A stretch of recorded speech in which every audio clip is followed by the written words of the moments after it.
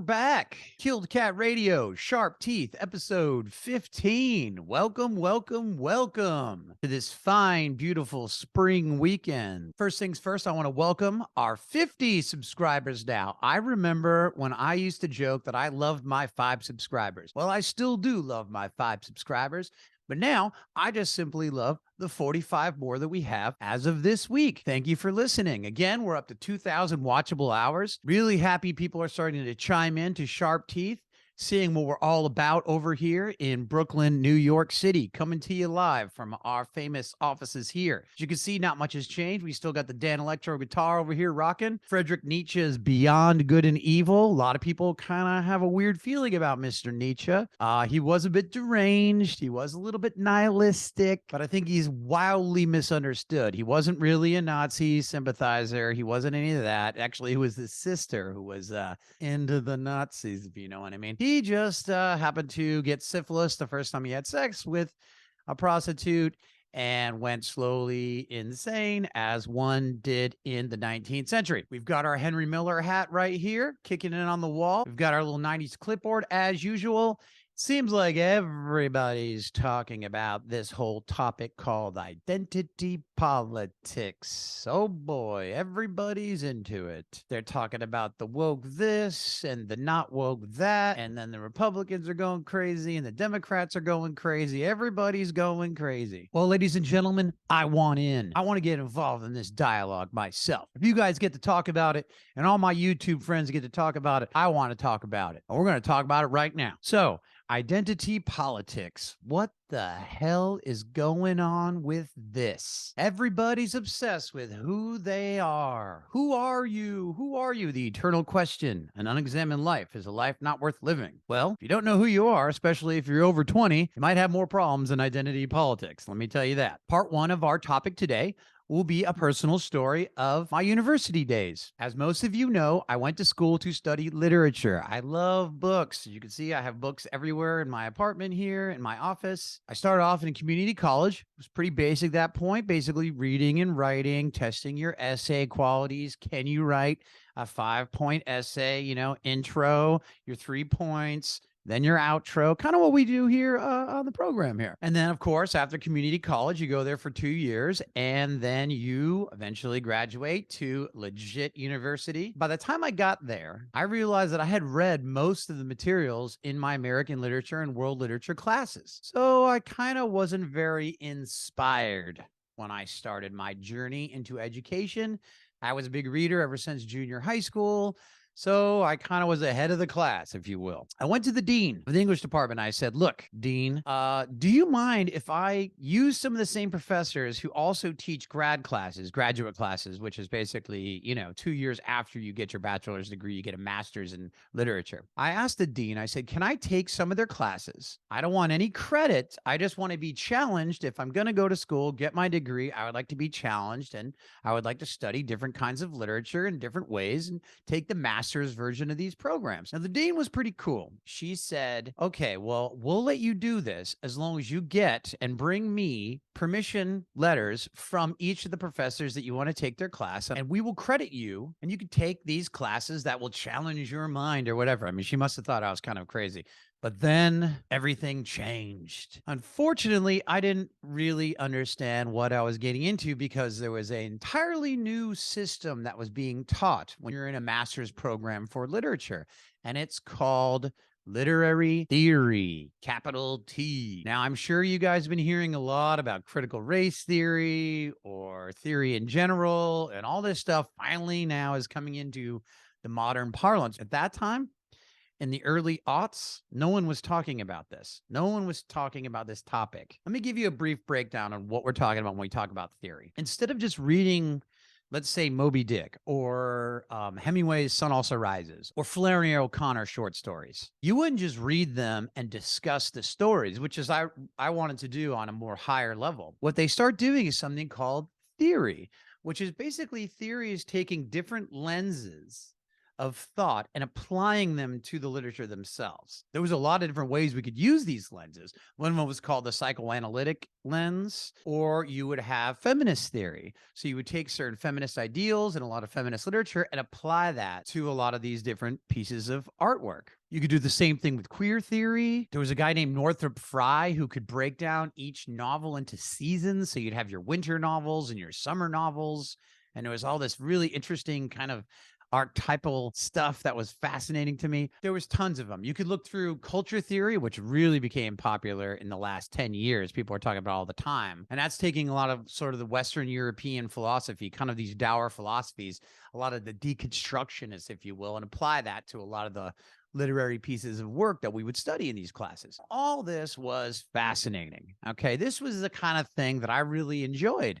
However, we all understood that the book, the piece of artwork, would stay in reality here, but then you would take theory and apply it to reality. And, it's kind of like these brain exercises to really kind of look at this piece of artwork in all of these different ways. Nothing wrong with that, right? Well, folks, those same lenses that we were talking about in those classes back in the days have now dripped down into modern society. So those ideas of deconstructionism that came out really of a lot of the French and German philosophies after World War II, which were primarily defeatist. I mean, you're not going to have really positive, opportunistic, happy philosophies after, your entire country has been destroyed. France already had Hitler just stomping all over Paris. You had Germany pretty much burned to the ground, Berlin and all this. England was bombed out. The entire place was ruined. So, of course, most of their philosophers are going to be coming out of that time, are going to be looking at life through the lens of everything is fucked. But nowadays, you're starting to hear all of these different topics like intersectional feminism or critical race theory. And it's a lot of these philosophies that kind of drip down through Europe after World War II into the school systems, into higher education in the 60s, 70s, and 80s. And then those professors got tenure and continued to teach this as if it became fact. It's called theory for a reason. It is not supposed to be taken seriously. It is interesting intellectual experiments, exercises, ways to look at the world in a different way. It's positive. It really is. People now have just taken it as absolute fact that this is the way it is. So let's take something like you take the police system, right? When we hear something called systemic racism, systemic, that means from the root of all power structures come this sort of racist, sexist, capitalistic kind of evil thing. You can go look back at the Law and Order episode. We talked a little bit about this, the last one that we just did. You could see a lot of this kind of theory coming through and really enacting itself into the minds of a lot of young people. They just think it's real. Now, again, I'm not an idiot. I'm not saying that there's no racism in the systems. I'm not saying that there's no class issues going on here. A lot of these philosophies that are taught to our modern students who go to university today, like now, 2023, they're coming out into the world immediately indoctrinated into this sort of philosophy that it really stems from the defeatist nature of a broken Western Europe post-World War II. I mean, we're talking 73 years ago, even more than that, 75 years ago. So it started as such a interesting and welcomed intellectual exercise has turned into this dour, frightening thing where we want to destroy the statues of our past. We want to abolish the police. We want to destroy every system that ever was created by this country. And we're seeing this in England and in France and a lot of the Western European countries as well. How in the world can we take these philosophies and expect there to be any positivity with them? But it's important to just know where these philosophies come from. How did they start, and why are we seeing it everywhere now? And this is pretty much what we talk about identity politics, this kind of woke stuff that you are now awakened to this new information about how terrible the world is right when you get out of school. That's why when you really start seeing the people who talk a lot mostly about this, it's always educated, middle-class people who came out of university, probably with a master's degree, okay? You're not seeing Joe Carpenter or Frankie Truck Driver talking about this shit. You may see it now because it's dripped down into society. So now it's like in the common parlance of our time. Before the 90s and the zeros, you didn't see any of this stuff. It was mainly for students to really kind of look at literature and look at art and look at paintings and look at our political systems in a different way. But now we have like this sort of generic dime store version of these very, very intense, serious philosophical ideas. I mean, it's hard for me. It's hard for a lot of my peers to even understand some of this. I mean, you try to read Martin Heidegger on a weekend, you're going to lose your goddamn mind. You got Jacques Derrida, Horkheimer, and Adorno. I mean, you got a lot of these crazy authors, these philosophers that no one has any clue what they're all about. And I guarantee some of the professors barely have a grasp on it themselves. Okay, in America and in England and France and Spain and Italy and all this other stuff. You notice other countries are not having these kind of issues here. Okay, this is specifically through the higher education drips down, and now when the students graduate, they're taking this philosophy like little soldiers out there in the world trying to apply it to the real world. That's why it's called theory, critical race theory, feminist theory, queer theory, not reality. Like, hello, reality, wake the fuck up. Point 2, things started getting really, really, really, really weird around 2015, 2016. You'll remember there was a lot of movements coming out around this time. You had the Me Too movement. You had the Time's Up movement. You started to see a lot of bad men finally get their due. I totally agree with all of this. If you're an asshole using your power to get sexual activity from innocent women, using that sort of authority is disgusting. Okay. First of all, how do you even get it up? I mean, I can't even imagine that. I mean, like, don't you want the woman to like you? Kind of half the fun, I thought. All the bad men got put down. Even Charlie Rose, Garrison Keillor, right? Didn't he just flirt with somebody? And then he got in trouble for that. I'm a guy. I understand. I have sexual impulses and urges just like the next person. But I mean, come on. I mean, if you're going around trying to goose the secretary, I think those days are over. Mad Men is finished. Unless you look like, John Hamm, then I guess you can get away with that. But 2015, 2016, those were the dangerous years.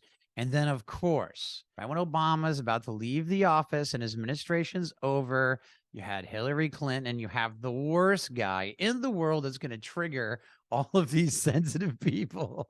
You've got this bull in a china shop.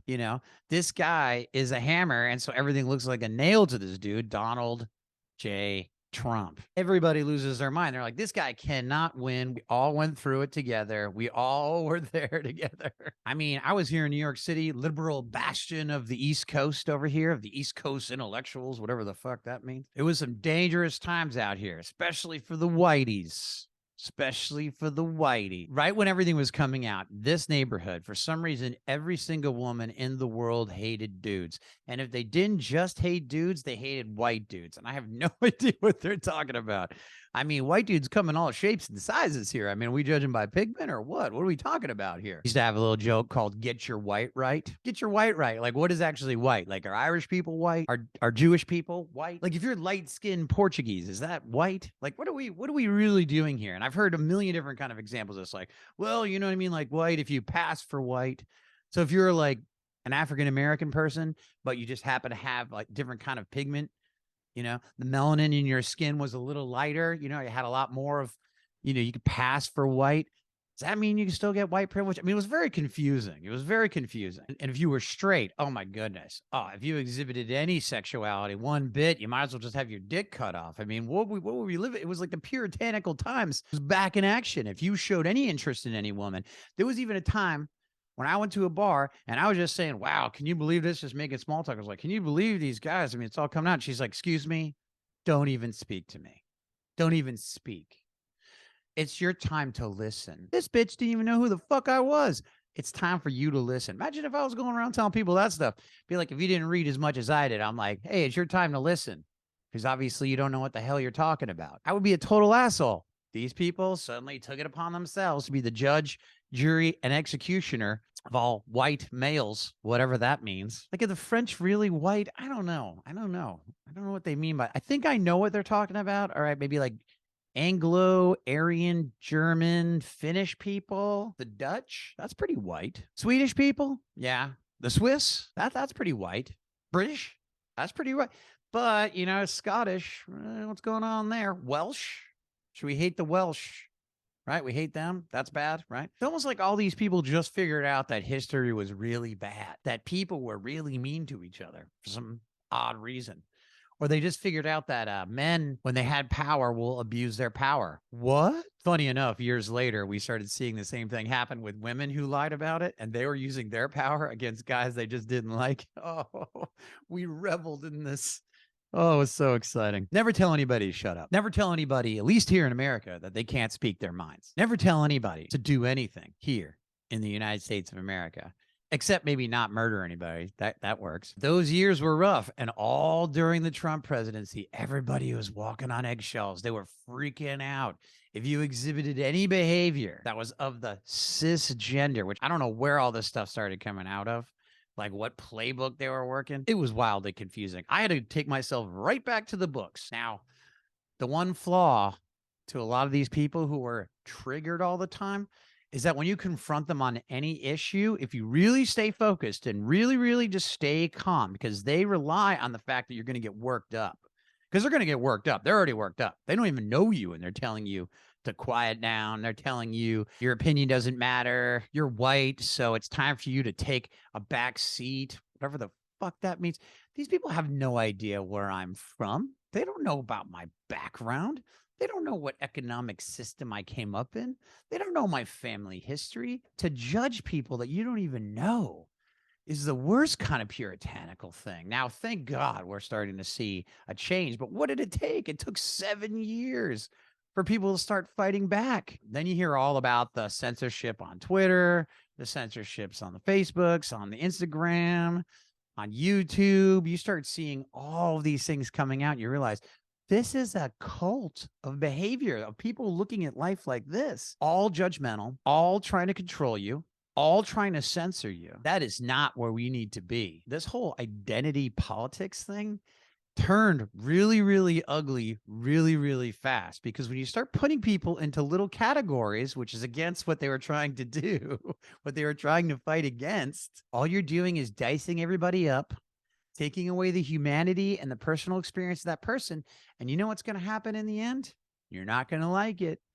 You're not going to like it at all, because now the pendulum is swinging the other way. And it ain't going to be pretty, because all those people that you told that couldn't speak are speaking. All those people that lost their jobs and their cash flow are going to find other ways to make their monies. And guess who's going to be on the losing end of this little fight? Okay. Everybody who didn't want to read things, wanted to censor everything. You guys are on your way out. And I would not want to be in your position when the time comes, because it's coming. Don't you worry. Identity. What makes you who you are as a person? Now, in any logical time, this makes perfect sense. I mean, you are your actions. Character is destiny. What you do in your life defines who you are. Are you a liar? Well, people are going to respond to that. Are you a drug addict, alcoholic, psychopath person? People are going to judge you for that. Do you have manners? Do you have the ability to sit down with someone that doesn't agree with you at all and is willing to discuss it with you? Do you have the patience and the guts and the mental intelligence and patience to be able to engage with this person? Can you do that? That defines you as a person. Not your skin color, not your hair color, not your eye color, not where you're from. I was very lucky growing up. I had a very kind of what you would consider a diverse upbringing. There were a lot of different races. I lived in Southern California. We had a friend pretty much represented from each racial background. We had our Irish friend, we'd make fun of him. We had our black friend, we'd make fun of him. We had our Mexican friend, we'd make fun of him. I was the Italian, even though I'm a mix of other things too, but that was my handle, right? I was the guinea wop. And we had our German friend, right? We'd make little Nazi jokes, probably bad form now, but you know, it was all of this was in good taste. We made fun of each other because of our differences, but we all hung out. I mean, that's what it was.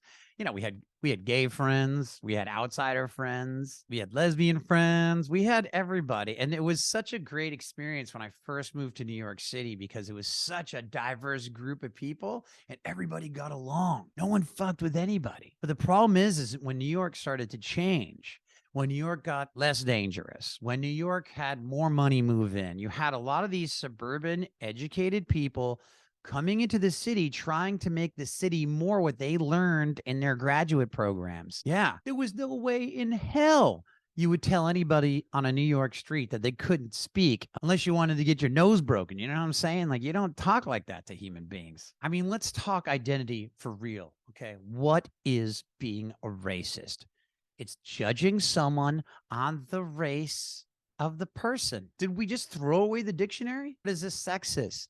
It's judging someone on the base of their gender and sex, making people less than what they really are, simply from basic immutable differences. Okay. I can't just change my eye color. I can't change my olive skin. I can't change my height. You know, these things you can't argue about. And then you hear the thing called white privilege. Now, I have the true explanation about white privilege. Do I believe that if you're an Anglo-American in the United States of America, maybe let's say 1954, yeah, you're going to have a little bit of a leg up in society. That is a fact.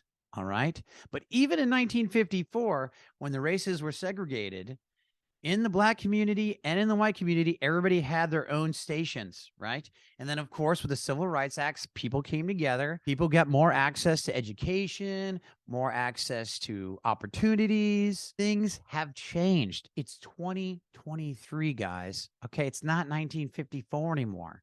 That's 70 years ago. I mean, it's kind of scary to think about. 70 years ago. That's almost an entire century that has passed, okay, since the Civil Rights Act to now. But I understand what they're saying. They're saying white privilege. Now, I would rather take the word white privilege and replace it with homogeneous culture, okay? What is homogeneous culture?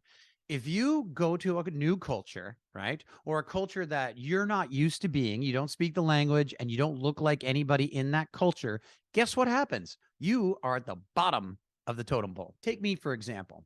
I move to Mexico tomorrow. Unless I'm wildly wealthy, I start on the low totem pole. I don't know anybody. I don't speak Spanish.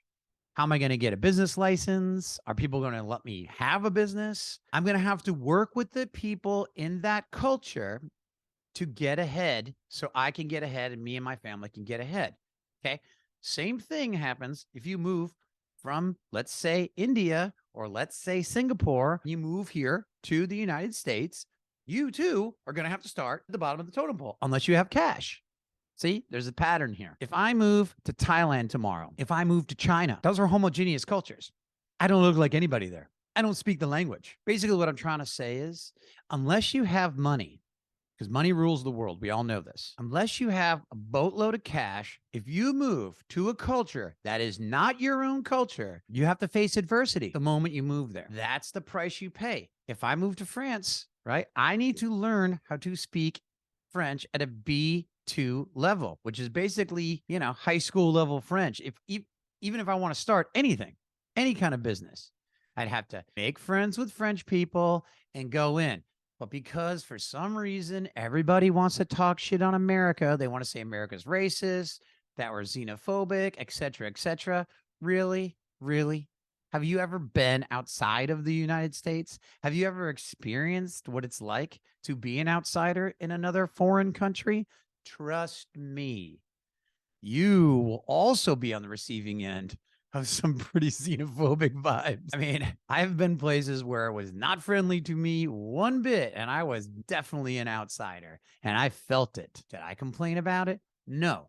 You learn the language, you learn the culture, you make friends. You do the opposite what the identity people and the people obsessed with all this do, okay? You open your mind, you shut the fuck up, you learn the culture, and you assimilate into that culture. Why can't you do that here in the United States of America? What's your problem? What is your issue? Why can't you assimilate to the way things are going here? Now, P.S. on the third point, you did hear me keep repeating, unless you have money. There's rich people in every country. Just who's got the money? If you have cash, yes, everything is fine. So go out there and make money. Even if you're here in America, man, people are like, well, you got white privilege. I'm like, well, I'm an artist. I'm a writer. I'm a podcaster. Where's all my cash? Should I just check in my white privilege right now? Where's my boatload of money that should just be showered upon me because I'm white? And by the way, just for the record, PSSS, postscript. I'm Italian. Okay, I know that. A lot of Mediterranean blood there. Traveling folk, Native American, Quebecois, and French Canadian. So it all comes through that cycle here. So is that white? I mean, most of my friends are all mixed. We're all mutts. I mean, we really shouldn't be worried about where we're from. I mean, it's interesting and all. Always know your past, or at least try to. It's not where you're from in the United States. It's where you're going, the land of opportunity. So you have the opportunity to sit around and bitch and judge everybody outside your window. You have the opportunity to complain all about the horrid history of the United States as if no country has ever had a frightening, horrible historical pattern. If you got cash, it's all good. If you don't, you got to work your way up just like everybody else did. Now let's hit up the creep of the week. Creep of the week. Well, this takes us back to my university days again. Oh, this really got me moving. So imagine me, young little creative writer, 18, 19, really wanted to write short stories, really wanted to just write novels, write plays, screenplays, all kinds of different things. So what do? You take creative writing classes. Now, I would advise everybody who wants to be a writer, do not take creative writing classes. They will not help you. All right. If you can't just sit down and write a story and practice every day with a pen and paper, which is the cheapest thing around, don't be a writer. Okay. Get out of the business. You're going to have to spend at least 5 figures to 6 figures on one class just to have somebody else who probably doesn't have any writing credits to their name judge your writing around a whole bunch of other people who really want to be judged by other people as well. That's not how you become a writer. My creative writing professor was this lady. She was probably my age, 46 now. She was probably 46 then.